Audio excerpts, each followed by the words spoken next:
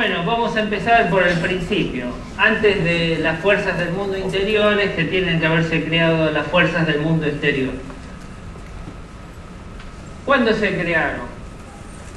Estas fuerzas se crean hace 13.500 millones de años, una cifra bastante grandota para todos nosotros y difícil tal vez de entender, teniendo en cuenta que vivimos 70 años nada más.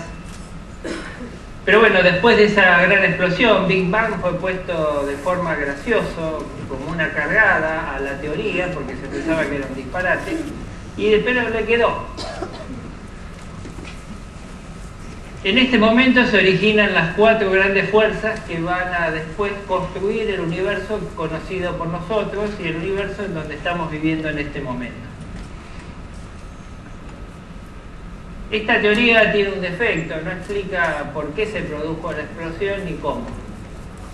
Pero por suerte ahora hay otra teoría que sí explica por qué se produjo la explosión y cómo. Lo que no explica es otras cosas. Como siempre, vemos que la ciencia es verdad aproximada. Este es el universo en donde estamos viviendo, que por supuesto cambia constantemente. Esto que ven acá es una nebulosa. ¿Una nebulosa qué es? Una gran estrella que explotó. Y esa gran estrella que explotó se transforma en polvo cósmico. Este polvo cósmico, que parece que está muy alejado de nosotros, en realidad no lo está, porque si revisáramos los átomos que forman el cuerpo de nuestro cuerpo, veríamos que estamos armados de polvo de estrellas. O sea que somos estrellas que caminan, piensan, orinan y hacen otro tipo de cosas. Esta es la Vía Láctea, que vendría a ser nuestra casa grande dentro del universo. Esta es una foto de la Vía Láctea, de una parte de la Vía Láctea. La Vía Láctea está llena gracias a telescopios como el Hubble. Se han podido sacar fotos de nuestra galaxia y la verdad que son todas obras de arte, son bellísimas. Ahí es donde vivimos, es el brazo de Orión de la Vía Láctea. Para algunos en realidad no vivimos en la Vía Láctea, sino que vivimos en la galaxia de Sagitario, y la Vía Láctea lo que hizo, que es una pequeña galaxia, lo que hizo la Vía Láctea es comérsela. Como ven, los problemas de alimentación son muy previos al surgimiento de la humanidad. Pero bueno, ahí estamos. Esta es la Tierra, el planeta azul, el planeta donde vivimos, el planeta donde evolucionamos, y el planeta que cuidamos como el culo. Y no debiéramos hacerlo de esta manera, porque realmente este es el planeta que por ahora el único que nos puede garantizar el seguir sobreviviendo. Este es un pedacito del mundo natural, el mundo tal cual era en los inicios de la humanidad. Y este mundo natural permitió el surgimiento de la vida, y el surgimiento de la vida permitió que fueran evolucionando los cerebros hasta llegar hasta hace 150.000 años al Homo sapiens sapiens, que es este modelo de cerebro, que aquí lo podemos ver en sus partes constituyentes, el cerebro reptil, mamífero y humano. Y aquí vemos algo que son redes neurales, o sea, neuronas que se conectan entre sí. Si uno se pone a ver, es muy parecido a lo que sería la galaxia en algunos aspectos. Por ejemplo, cada neurona parecería un sol. Nuestra galaxia está formada por 100.000 millones de soles. La cantidad de neuronas que tenemos son 100.000 millones de neuronas. Las cosas cambian en la galaxia, como vimos antes. Un sol se transforma en polvo cósmico y ese polvo cósmico origina otro sol. las neuronas se conectan y se desconectan constantemente. El año pasado dijimos que se producían 1 millón de sinapsis por segundo. Se producían o se desarmaban 1 millón de sinapsis por segundo. O sea que hay cosas que son en paralelo. Este es el mundo artificial. Este mundo artificial creado por nuestro cerebro, y un mundo que ya lo hablamos en otras conferencias, para el cual nuestro cerebro no está del todo bien preparado. Por eso estamos haciendo los líos que estamos haciendo en este momento. El mundo artificial se originó con esto.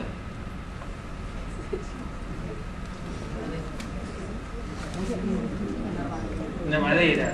¿Cómo? ¿Sabe qué es esto? ¿Sabe lo que valía esto hace 200.000 años atrás? Esto era la Victorinox de la antigüedad. Pero tenía otro nombre. El nombre era hacha de piedra. Y el hacha de piedra servía para hacer varias cosas.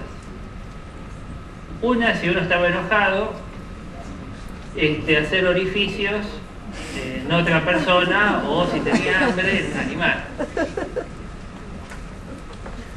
Otra cosa para la que servía era como raspador. Esto permitía entonces limpiar los cueros de la carne, sacar la carne de los huesos. Y otra cosa que era muy importante, si cazábamos un mamut, comerlo entero era bastante difícil, necesitábamos algo con que trozarlo. Entonces, bueno, gracias al filo, esto generalmente era obsidiana, corta como mucho, iba a decir otra palabra. Y esta herramienta estuvo así sin cambios, porque en realidad fue el Homo erectus el que la creó, no nosotros, durante 1 millón de años. Esto también demostraba que la evolución entonces de la tecnología no fue muy rápida al principio. Para llegar a esto debió pasar millones de años, pero a partir del desarrollo del pensamiento científico y que después llevó a la tecnología, esto se produjo en unos 500 más o menos años, los últimos 500 años. Pasa que es un mundo que cambia vertiginosamente y nosotros tenemos un cerebro que no está preparado para los cambios vertiginosos.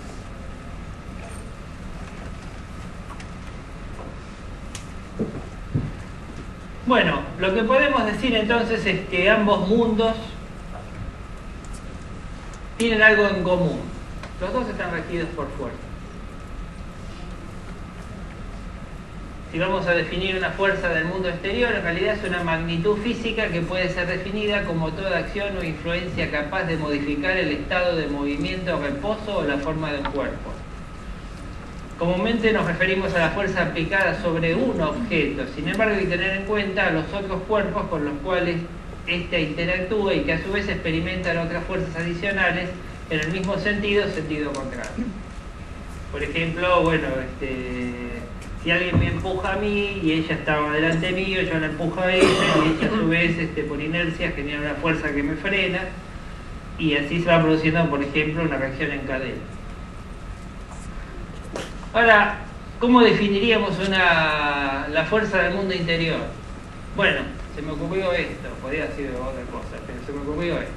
Es aquella capaz de producir cambios en la conducta exterior o en los contenidos de la propia mente, y a la vez que dichas variaciones incidirán en el tipo de interacciones que un animal tendrá con los de su misma especie u otras especies consideradas como sus presas o predadores.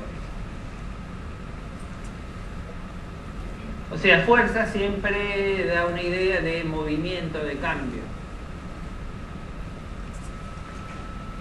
Bueno, ahora por una cuestión de orden vamos a empezar entonces con las fuerzas del mundo exterior, que hicieron dos cosas. Por un lado, crear el universo.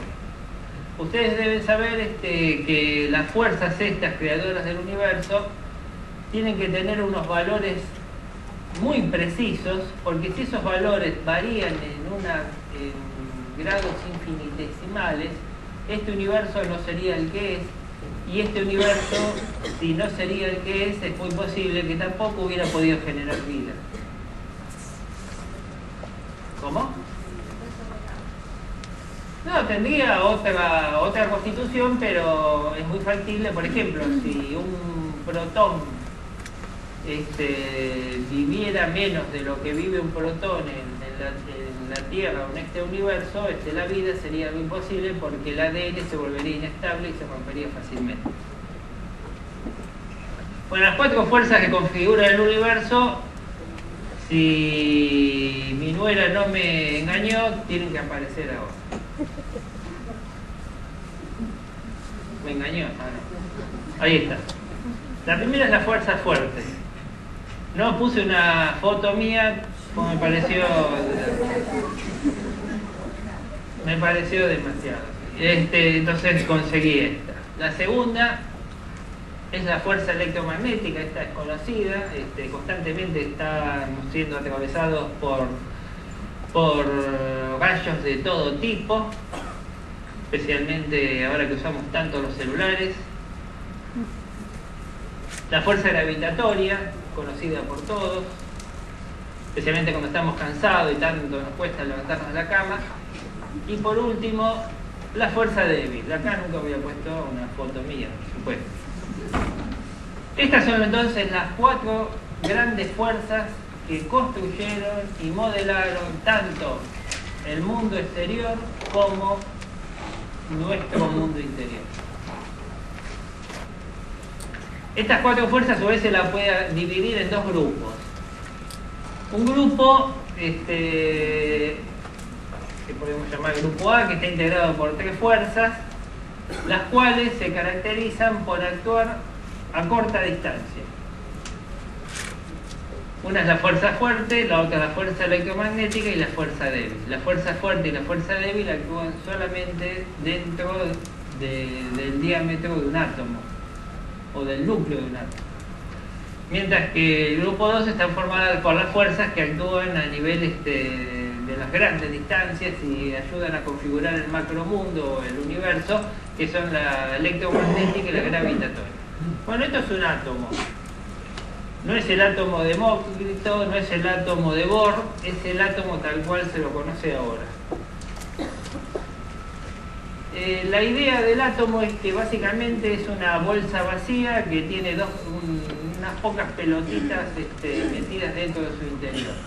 Por ejemplo, si este átomo lo transformáramos o lo expandiéramos y llegara a medir unos 10 kilómetros de diámetro, veríamos que los neutrones y protones, que son las estructuras que forman el núcleo, no medirían más de 10 centímetros, y que los quarks, que son las bolitas azules que están dentro de los protones y neutrones que forman estas estructuras, y los electrones no medirían más de 1 milímetro. Entonces, si el átomo está vacío y nosotros estamos armados de átomos y esa pared está armada de átomos, ¿por qué no la atravesamos fácilmente? ¿Qué nos impide atravesar esa pared? La fuerza. Los átomos en realidad están en su interior, vamos a encontrar campos de fuerza.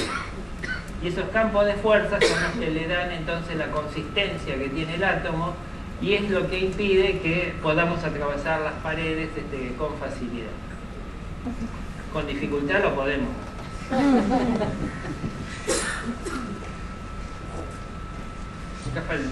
Ahí está.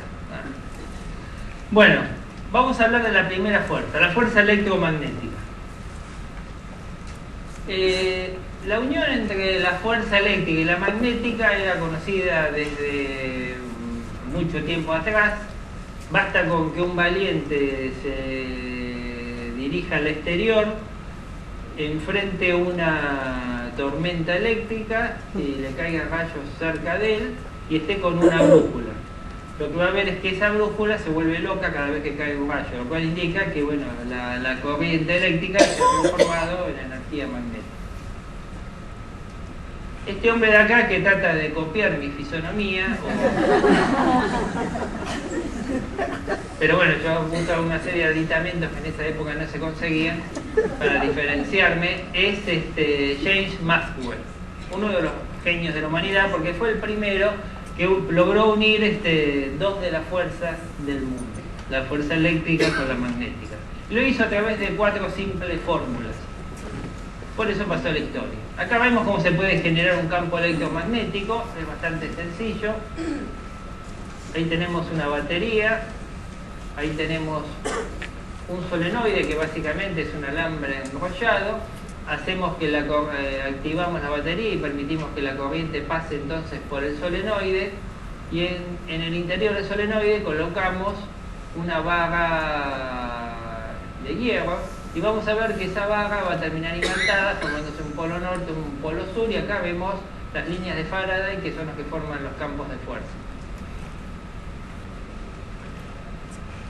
También se puede hacer lo contrario. Esto lo podemos reemplazar por un tester, y en vez de poner una barra de hierro ponemos un imán dentro del solenoide y lo movemos, y al mover el imán dentro del solenoide se va a formar una corriente eléctrica que va a poder medirse con el tester. Esta es la base del funcionamiento de los motores eléctricos. Espero que no es tan divertido. Bueno, Maxwell utilizó la idea de Faraday sobre las líneas de fuerza para crear el concepto de campo. Y las cargas eléctricas y los imanes generan a su alrededor un campo de fuerza. Y estos campos llenan todo el espacio y son los responsables de transmitir la influencia de una partícula sobre otra. Todavía hay cosas peores. Bueno, la segunda fuerza importante es la fuerza gravitatoria. Y los que mejores la deben estudiar son estos dos genios: Newton, considerado el genio más grande de la humanidad, y Einstein. Einstein, que tuvo un periodo de iluminación y un periodo de oscurantismo total. Lamentablemente el periodo de iluminación fue más corto que el de oscurantismo. Con respecto a Newton está esta anécdota, que puede ser verdad, puede ser mentira, que le cayó la manzana o él arrancó la manzana, no se sabe bien. Ahí está la fórmula de la gravedad. Pero básicamente lo que pudo sacar Newton en conclusión era que un cuerpo con una masa mayor tiene un campo gravitatorio más grande, y por lo tanto va a atraer a un cuerpo con una masa menor con un campo gravitatorio menor. Entonces, por lo tanto, la manzana atrae a la Tierra, cae a la Tierra, y no la Tierra cae a la manzana. Bueno, si fuera al revés sería un lío cada vez que sacamos una manzana. Sí, no, sería una complicación. El frutero tendría un montón de juicios. Y después está la teoría general de la relatividad de Albert Einstein del año 1915, que sí explica cómo realmente se genera la gravedad.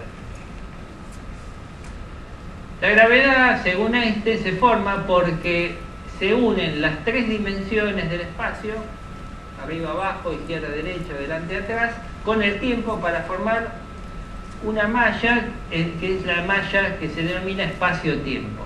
En esa malla, como si el universo fuera un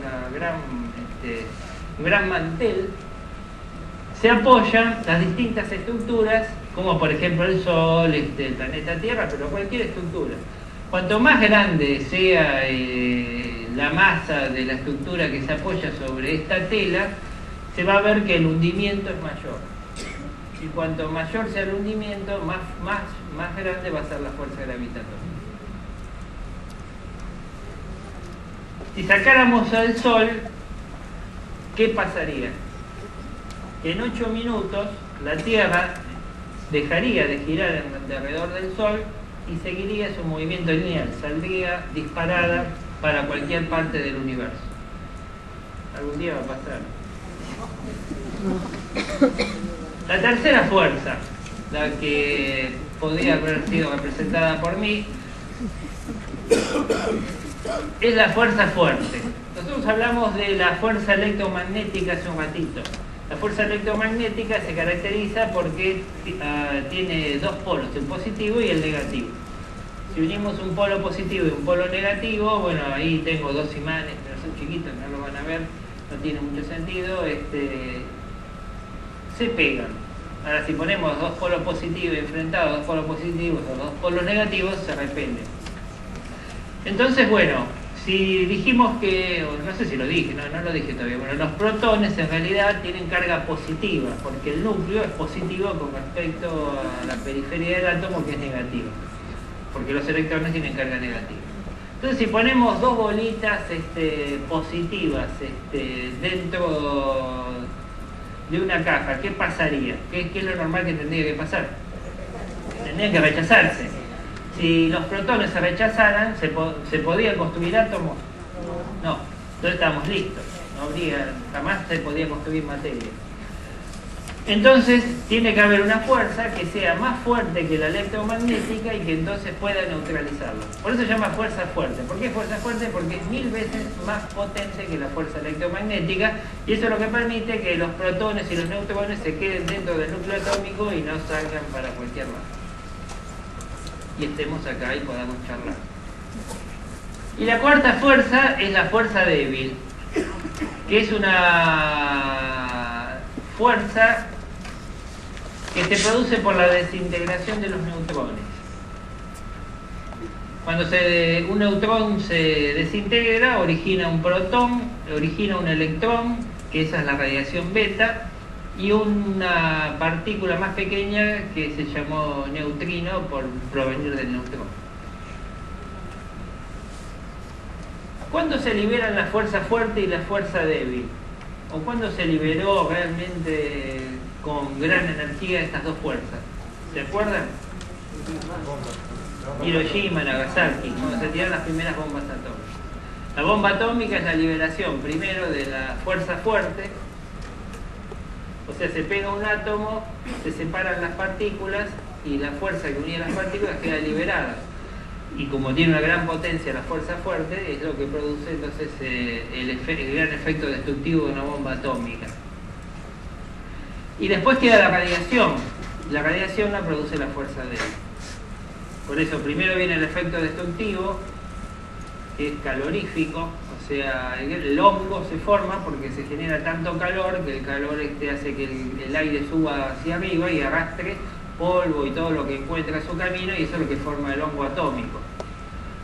Y después viene la radiación residual que queda en el campo, que es producido entonces por la fuerza débil que fue liberada.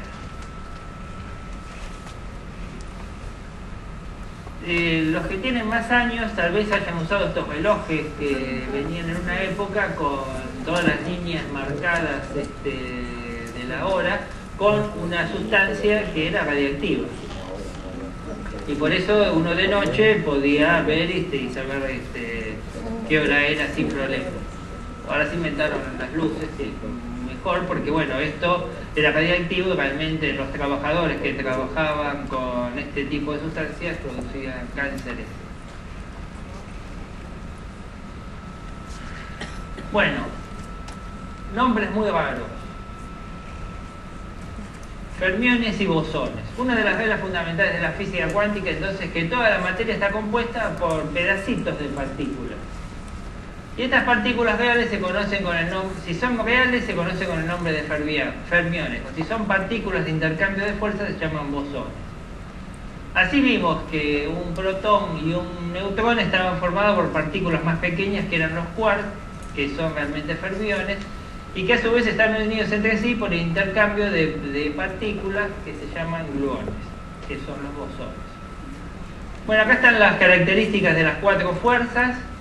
La más importante, vean la intensidad. La fuerza fuerte tiene una potencia de 1, la electromagnética 1000 veces menor, la débil es 1000 millones de veces menor, y la gravitacional es 10 a la menos 38, o sea que es la fuerza más débil del universo. Tan débil es la fuerza gravitacional que ustedes se agarran un imán de heladera y agarran para pinchar un alfiler, lo pueden levantar fácilmente y vencer a la fuerza de la gravedad sin problemas. Tan débiles que para algunos científicos en realidad la fuerza gravitatoria es una fuerza que está escapando de otro universo y no que se genera en este universo. Esto es una idea de una mujer, no por crítica, sino que, bueno, ustedes pueden tener muy buenas ideas. Lisa Randall, que trabaja en la Universidad de Harvard, llegó a esta conclusión, o sea que la fuerza gravitatoria viene de otro universo. Entonces tenemos dos mundos, un mundo chiquitito de cosas que no podemos ver y un macromundo de las cosas que podemos ver. Las características del macromundo son, dentro de todo, para suerte nuestra, son predecibles, obedecen a la ley de causa y efecto y posee certidumbre. Pero las características del mundo cuántico es totalmente diferente, es impredecible, basado en el indeterminismo y no obedece a la ley de causa y efecto. Solamente se pueden marcar probabilidades en el mundo cuántico. En el mundo cuántico, por ejemplo, en realidad el mundo cuántico se relaciona con el concepto de universos paralelos. ¿Esto qué significa? Que en un universo... ¿Por qué la incertidumbre entonces? ¿Por qué? Porque en un universo Napoleón puede estar ganando la batalla de Waterloo y en otro universo puede estar perdiéndola. Entonces, bueno, el mundo cuántico, en el cual un electrón, cuando uno lo quiere ver, puede estar en el lugar que uno lo quiera observar y uno dice cómo es posible, o que un electrón esté, por ejemplo, allá y acá a la vez, el mismo electrón. Bueno, el mundo cuántico es así, es totalmente alocado. Si el macromundo se basara en las mismas leyes del mundo cuántico, nos parecería todo que es un mundo de mente totalmente. Entonces, ¿cuál es el problema de la física actual? Tenemos la relatividad general desarrollada por Einstein, que sirve para estudiar objetos grandes. Y tenemos la mecánica cuántica, que sirve para estudiar los objetos pequeños. Pero ¿cómo hacemos para combinar estas dos teorías en una unificada? Bueno, este es el trabajo que vienen haciendo hace más de 100 años, desde Planck en adelante, vienen haciendo todos los físicos. Y tratan de lograrlo, todavía no se ha logrado del todo. Bueno, las teorías unificadoras de las cuatro fuerzas. La primera es la teoría de la unificación, que permitió unir la fuerza electromagnética con la fuerza débil para formar lo que se denomina la fuerza electrodébil. O sea, unimos dos fuerzas más. La teoría de la gran unificación unió la fuerza débil con la fuerza electrodébil con la fuerza fuerte.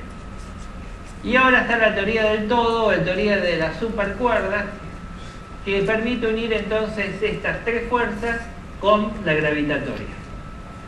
Esta es la teoría de las cuerdas. La teoría de las cuerdas, ¿qué dice?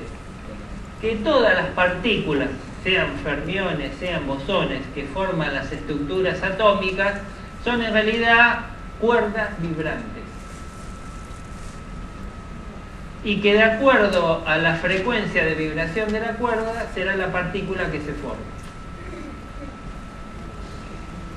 Esto puede parecer muy extraño, a mí también me parece extraño, pero actualmente es la teoría que mejor explica o que más chance tiene de lograr la unificación de las cuatro fuerzas. Pero todavía se complicó más. En realidad nosotros hablamos de 4 dimensiones que son las que maneja nuestro cerebro, pero en realidad no hay 4 dimensiones, sino hay 11 dimensiones, las cuales las otras 7 ni las vemos, ni tenemos ni idea.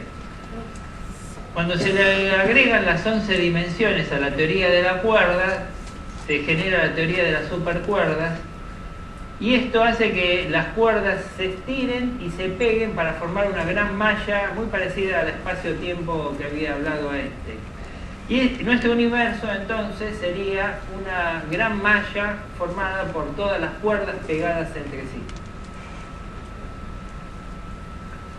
El universo puede tener muchísimas formas.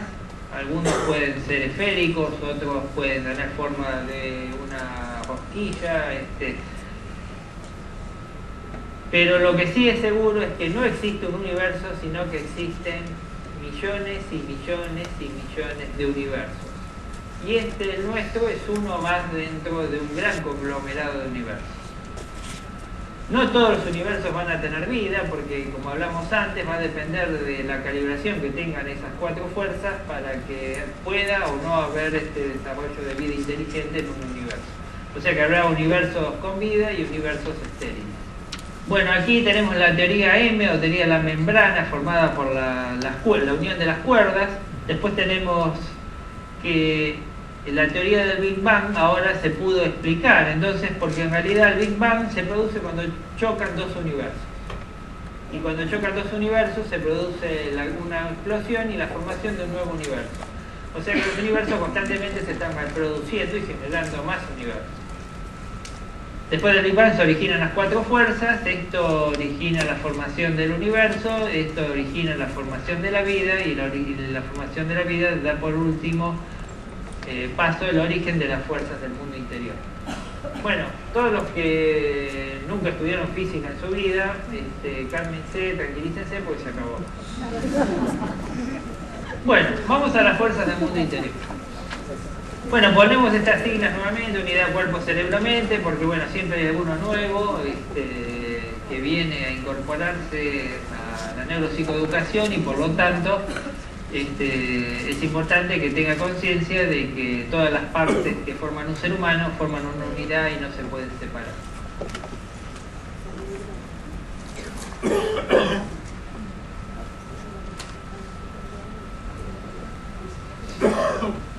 Y bueno, mientras estaba pensando, esto fue hace un mes y pico, si hay una teoría que unifica entonces, o que está buscando unificar las fuerzas del mundo exterior, ¿por qué no buscamos hacer una teoría que también unifique las fuerzas del mundo interior?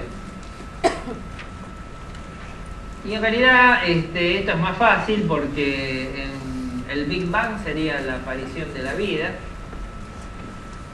y junto con la vida se crea la orden que ya vieron con Mola, sobrevivir, y que la aparición de cada una de las fuerzas que vamos a ver después a continuación tienen como finalidad cumplir cada vez mejor con el objetivo de asegurar la supervivencia del ser viviente que está manejando las fuerzas que le corresponden, porque bueno, depende del nivel de complejidad del cerebro, depende del nivel de fuerzas que vamos a encontrar. Bueno, es una frase de Line que es difícil de entender. Se las voy a leer, pero bueno, espero que lo entiendan. Bueno, el espectro de lo que sentimos, pensamos y hacemos, bueno, esto es fácil, está limitado por todo lo que no percibimos. Hasta acá todo se comprende. Pero después de y dado a que no percibimos lo que no percibimos, o sea, aquello que no podemos percibir, no nos damos cuenta que existe, poco podemos hacer para cambiar hasta que no percibamos. Y que el no percibir modelan nuestros sentimientos, pensamientos y actos. O sea, uno de los problemas más grandes que tenemos los seres humanos es que no conocemos las fuerzas del mundo interior. Y si no las conocemos es muy difícil modelarlas, controlarlas, y por lo tanto poder hacer un uso de ellas que sea beneficioso para nuestra vida. Si no, estas fuerzas se mueven solas. Estas fuerzas funcionan, es como las 4 fuerzas que generan el universo. Nadie le dio una orden, tienen que hacer esto para generar el planeta Tierra. Se combinaron de tal manera por azar y generaron el planeta Tierra. Pero no es que hubo una orden que tuvieron que cumplir. Bueno, las fuerzas del mundo interior es lo mismo. Si no hacemos nada para ejercer control sobre las mismas, estas se manejan solas. Y si estas se manejan solas, y no podemos percibir estas fuerzas, por lo tanto no podemos modelar ni nuestros sentimientos, ni los pensamientos, ni los actos. Bueno, ¿entendieron la frase de Line o no la pongo más? ¿La puedo seguir poniendo? Bueno, les agradezco. Ahí está el hombre que creó la antipsiquiatría y que evidentemente tenía un cerebro bastante raro. Por ejemplo, se llevaba a los locos a vivir a la casa. Tal vez por influenciado por este tipo de cosas, terminó creando este tipo de frases, ¿no? En vez de hacer cosas normales. Entonces ahora, ¿por qué es importante conocer los niveles de procesamiento de la información de la unidad cuerpo-cerebro-mente y las fuerzas involucradas en cada una de ellas? Porque conocerlo nos permite entonces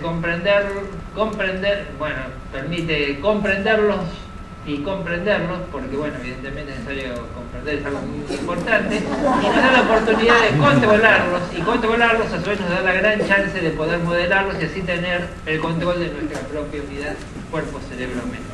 Niveles de procesamiento de la información. Nuestro cerebro, básicamente, ¿qué hacen? Reciben información constantemente. Cuanto más primitivo el cerebro, recibe solamente información del mundo exterior, y a medida que se va complejizando también recibe información del propio cerebro. El primer nivel es el preconsciente instintivo. El segundo nivel es preconsciente emocional. El tercer nivel es el preconsciente cognitivo. El quinto nivel es la conciencia primaria común. El cuarto nivel, perdón, y el quinto nivel es la autoconciencia. Como pueden ver, la transformación que se realiza en nuestra mente de la realidad exterior es grandísima porque tiene que pasar por 5 filtros. Y nosotros somos solamente conscientes de un pedacito del último filtro. Los primeros filtros, que son los más importantes, los primeros 3, no tenemos ni idea de lo que hacen. Bueno, las fuerzas mentales tenía que dividirlas de alguna manera y se me ocurrió esta. Primero tenemos las fuerzas fuertes. Utilizo una relación más o menos parecida a las del mundo exterior. Las fuerzas fuertes son las fuerzas dolor-placer. ¿Por qué las llamo fuerzas fuertes? Porque todas las otras fuerzas que van a aparecer después van a estar influenciadas por estas dos fuerzas. La segunda fuerza, que son fuerzas intermedias, tirando a fuertes, son las emociones y los instintos. Y las fuerzas débiles, pero fortificables a través de la cultura, la educación, son la racionalidad, los sentimientos, el intérprete, la ética y el libre albedrío. Y también tenemos fuerzas externas que son capaces de modificar el funcionamiento de las fuerzas internas, que son fuerzas a las cuales podemos utilizar, que son los contextos y la calidad de información. Acá uní las dos cosas, en los niveles de procesamiento de la información con las fuerzas implicadas en cada nivel. Los que copiaron los otros dos ya lo tienen, pero si alguno lo quiere unir, o sea que el nivel 1, el preconsciente instintivo, las fuerzas implicadas son el placer y el dolor. En el nivel 2, el preconsciente emocional son las emociones positivas, negativas, agradables, desagradables. El tercer nivel es el cognitivo, son las intuiciones, la intuición preservativa, que no tiene nada que ver con evitar la concepción, aunque ciertas intuiciones pueden ser útiles para evitar la concepción si uno la sigue. Por ejemplo, la mujer puede intuir cuando está con el periodo fértil, o sea, con la ovulación. Y siempre les doy el consejo que ese día no salgan de casa. Con Z.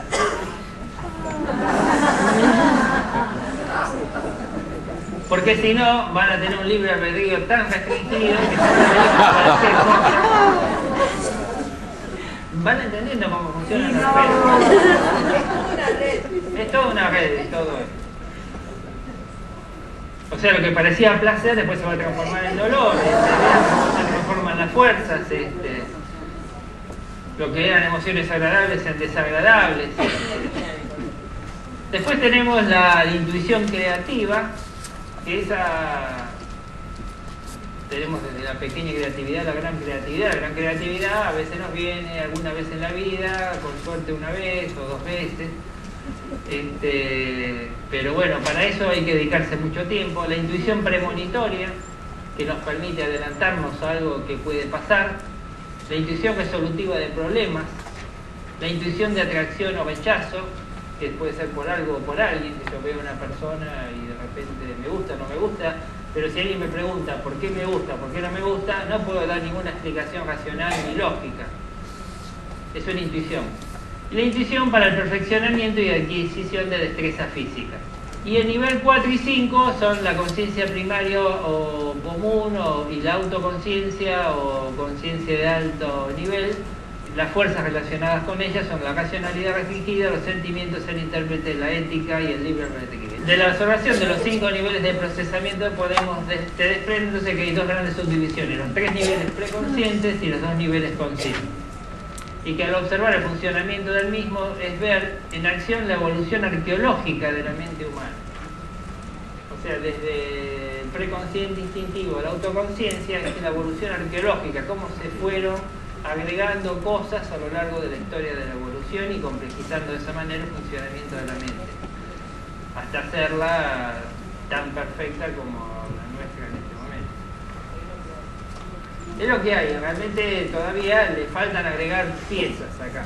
O sé, tendría que haber 6, 7, 8 niveles. Con 5 todavía no andamos bien, no alcanza. Bueno, ¿qué tipo de comportamiento pueden producir los 5 niveles de la mente? Bueno, comportamiento simple, por ejemplo, un reflejo. Un comportamiento complejo, como por ejemplo puede ser un instinto, o otro tipo de conductas que nos pueden parecer inteligentes, pero que no son inteligentes porque tienen un defecto, siempre se realizan de la misma manera. Yo no los quiero asustar, pero digamos que entre el 98 y el 99% de las cosas que hacemos corresponden al punto 1 y 2. Y solamente nos queda un 2 o un 1% para el punto 3. O sea, no usamos la inteligencia demasiado. Básicamente nos basamos en rutina. El que no me crea, levántese y empiece a notar lo que hace a lo largo del día y vea cuántas cosas inteligentes hizo. Nuevas, creativas, te va a sorprender.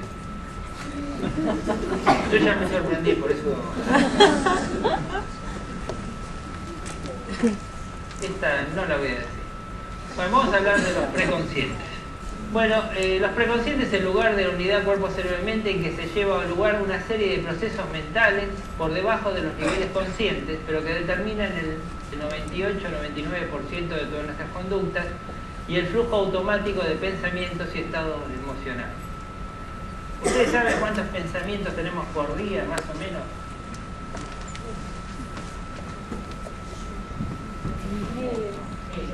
Miles, bueno, muy bien. Ahora, ¿cuántos miles? Segunda parte. Ah, estoy jodido, ¿no crees que...? Alguien nos contó, se ha contado. Bueno, no es tan difícil, se toma 1 minuto o 2 y después se multiplica por las horas de vigilia y chao. No hay que estar contando todos los pensamientos durante un día. Bueno, más o menos entre 70-80.000 pensamientos por día tenemos. Cada pensamiento en nuestra mente, porque una cosa es tener pensamientos y otra cosa es pensar. Todos los preconscientes constantemente generan material para generar pensamientos automáticos. Todo el día tenemos pensamientos automáticos. Vamos caminando, escuchamos una sirena y estamos pensando en una ambulancia, o estamos pensando que en esa ambulancia llevaron a mi abuelita, que mi abuelita... Y voy uniendo pensamientos, pero todo automático. No es que yo quise pensar en mi abuelita, sino que a partir de la sirena de la ambulancia terminé con mi abuelita. Pensar es otra cosa, es dirigir conscientemente la dirección del pensamiento hacia un punto determinado o hacia un conocimiento determinado. Pero nosotros en general entonces estamos todo el día teniendo pensamientos, no pensar. Los preconscientes se basan, hoy es un día de palabras raras, qué sé yo, disculpen, en reglas heurísticas y algoritmos. Las reglas heurísticas, ya vamos a ver ahora las características, son en realidad reglas simples para solucionar un problema. Los preconscientes buscan solucionar los problemas fácilmente y a alta velocidad. No buscan cosas complejas. Y los algoritmos son una secuencia de pasos que se dan para obtener un resultado. Por ejemplo, cada una de ustedes tiene un algoritmo diferente a la mañana, por ejemplo, cuando se cepilla los dientes. Entonces, la forma en que se cepillan los dientes es un algoritmo. La forma que, por ejemplo, hacen una comida o los pasos que siguen para hacer una comida determinada es un algoritmo. O sea, constantemente seguimos, por eso los automatismos. Los automatismos son secuencia de pasos que seguimos constantemente y repetimos a lo largo de nuestra vida hasta que aparece alguien y dice, che, era más fácil hacerlo de otra manera. Y ahí cambiamos, pero ¿qué cambiamos? Un algoritmo por otro algoritmo.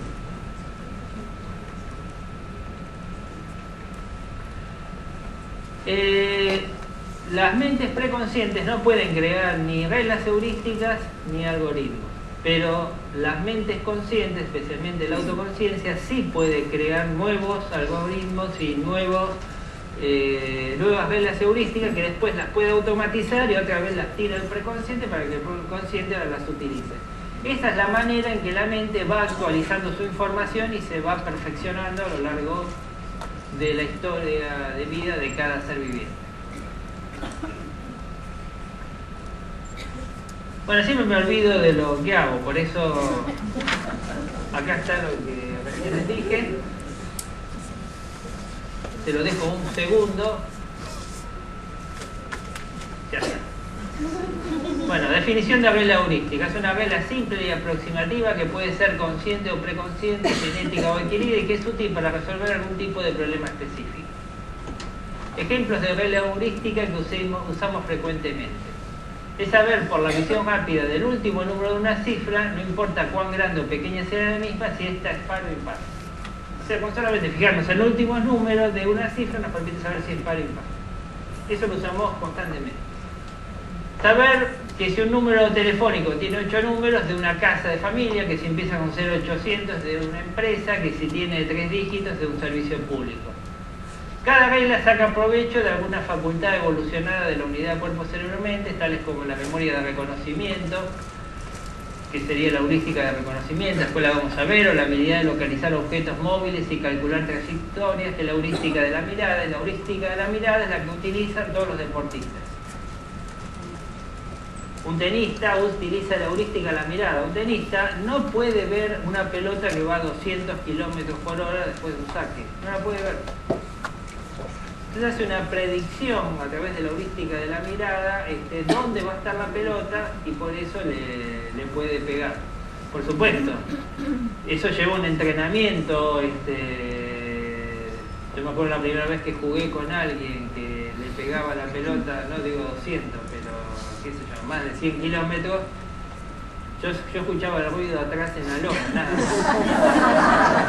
Sabía que la pelota había pasado, pero cuando pasó la pelota nunca me había enterado. Pero bueno, si hubiera sido Nalbandian, lo hubiera devuelto sin problema y el problema hubiera sido del otro. ¿Por qué? Porque yo le hubiera devuelto a pelota más fuerte, pero porque hubiera tenido un entrenamiento de años que me hubieran permitido hacer eso. Y tener una heurística de la mirada superior a la de contrincante. Bueno, las características de las reglas heurísticas son útiles en situaciones que se deben tomar decisiones disponiendo de poco tiempo. Por ejemplo, si tengo que volver un saque de tenis, no tengo 3 días para acomodarme, sentarme, preguntarle al de al lado dónde cree que va a ir la pelota. Tengo que devolverla en milisegundos. Útiles en situaciones que contamos con poca información y útiles en situaciones con cierto nivel de incertidumbre. Como las mismas son dependientes de la información acumulada, según la calidad de la misma pueden conseguir soluciones que sean correctas o incorrectas, o sea que pueden favorecer o entorpecer la lógica o el raciocinio. No siempre las reglas heurísticas van a nuestro favor, muchas veces pueden ir en contra. Bueno, el uso de una regla heurística se basa en los siguientes 3 pasos. Primero, buscar un factor que permita tomar la decisión que sea el que nos dé mayores chances de obtener un resultado positivo. O sea, uno toma la regla, pero tiene varios factores, hay que seleccionar el mejor factor que con esa regla permita solucionar el problema. Si este factor ya permite tomar una decisión, se descarta totalmente los restantes. Por eso se gana mucho tiempo en la decisión. No se analiza como con el pensamiento racional cada una de las opciones. Y tomar la decisión final utilizando solamente el único factor seleccionado. Acá pusimos un ejemplo, que si alguien de repente es un anticuario y le mostramos un jarrón y le pedimos que haga una evaluación aproximada del precio del jarrón. Y no le decimos, bueno, dejo el jarrón, vengo dentro de un mes y me dice más o menos bien cuánto puede valer. Entonces, ¿qué tiene que hacer el anticuario? Tomar alguno de los factores posibles que garanticen o que permitan determinar el valor del jarrón, como podría ser, por ejemplo, la antigüedad, el estado de conservación, la cantidad de jarrones preexistentes, o si perteneció a un personaje histórico conocido o no. Si el experto elige como factor relevante la antigüedad, inmediatamente se descartan todos los otros factores y el precio se determina solamente por la antigüedad. De esa manera rápidamente hallamos una solución. Reglas heurísticas en el mundo animal. Los animales ya usan las reglas heurísticas, no crean que nosotros las inventamos, nada, porque bueno, los preconscientes ya se encuentran en los animales. Por ejemplo, vamos a ver las reglas heurísticas del cardumen. Un cardumen son millones de peces. O sea, ustedes habrán visto movimientos de cardúmenes en Discovery, Animal Planet, de arenques, sardinas, millones de peces. ¿Cómo se puede coordinar el movimiento de millones de peces? Con unas simples reglas heurísticas. Que son, primero, prestar atención a lo que hacen los peces cercanos. Segundo, si uno de ellos se mueve, seguirlo, especialmente si se mueve rápido. Tercero, dejar espacios para poder maniobrar con rapidez. Y cuatro, una vez pasado el ataque, reunirse con el resto de los sobrevivientes. O sea, con estas 4 reglas, millones de peces pueden coordinar acciones. ¿Cómo? Pero hasta que vino el ser humano inventó las redes y estas 4 reglas. Nosotros inventamos una regla heurística, atrapa peces y se acabaron las reglas heurísticas de los peces. Y también hay una muy curiosa de la mariposa californiana. La mariposa californiana es ciega. Pero ella cuando se transforma en crisálida lo puede hacer en 2 colores, el color verde o en el color marrón. Entonces, ¿cómo sabe si es ciega? Si se tiene que transformar en una crisálida de color verde, en una rama verde para que no la vean, o de color marrón en una rama marrón para que no la vean y pasar desapercibida y poder entonces llegar a desarrollarse en la mariposa? Utiliza el tacto. La heurística que utiliza es el tacto. Si la rama es lisa, es una rama joven y por lo tanto es verde y por lo tanto se transforma en verde. Si la rama es jugosa, por lo tanto es una rama ya más de mayor antigüedad y por lo tanto se transforma en color marrón. Usando solamente esa simple regla, logra sobrevivir. Si fallara en esa regla, la mariposa estaría lista. Si nosotros le pasáramos lija a todas las ramas jugosas de la planta, lindo problema le crearíamos a la mariposa. Siempre hay gente malintencionada. Bueno, los preconscientes son libres de dirigir su atención hacia cualquiera de los estímulos del medio ambiente que el medio ambiente les brinda, siempre y cuando los mismos tengan connotaciones pro o contra supervivencia.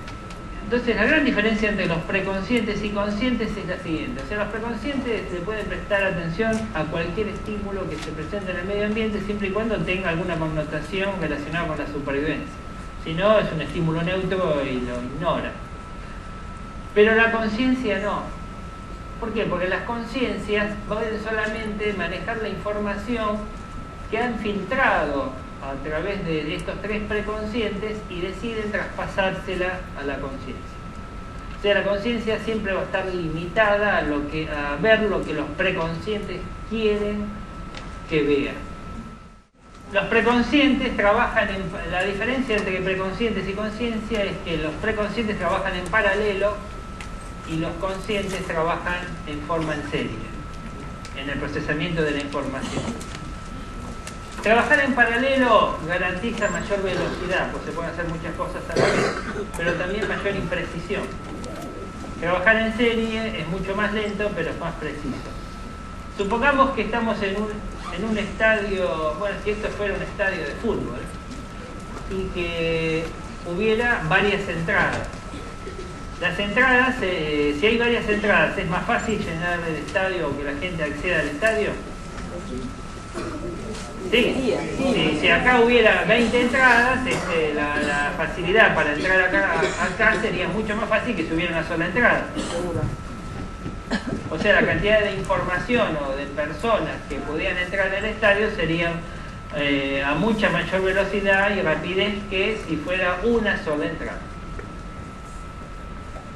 Pero ¿qué pasaría si se presenta un problema que se dice que hay un barra brava muy peligroso que está por entrar en el estadio? Si nos manejáramos con los preconscientes, el trabajar en paralelo es una dificultad. ¿Por qué? Porque habría que vigilar las 20 puertas, capacitar a las 20 personas que cuidan la puerta para que realmente puedan identificar al barra brava y no se les pase. Mientras que si usáramos los conscientes, solamente habría una sola puerta por donde podía entrar el barra brava, habría uno solo que tendría que poder identificarlo y por lo tanto sería mucho más fácilmente detectarlo y apresarlo. ¿Se entiende esa metáfora entonces de cómo funcionan los dos? ¿Cuánto me queda? ¿30 segundos? Nada. Bueno, no me queda nada. Entonces voy a dar por finalizada la charla del día de hoy. Mañana vamos a... No sé si es más fácil lo de mañana, me parece. Lo de hoy fue todo bastante más complicado. Lo importante es que se lleven que así como existe un macromundo en el mundo exterior y un micromundo, también existe un mundo oculto para nosotros en nuestra propia mente, que son los preconscientes, y un mundo que es visible, que sería como el macromundo, que es el mundo de la conciencia. Pero que el mundo de la conciencia, comparada con el mundo del macromundo, es ínfimo. Pues si se llevan ese concepto, yo soy feliz.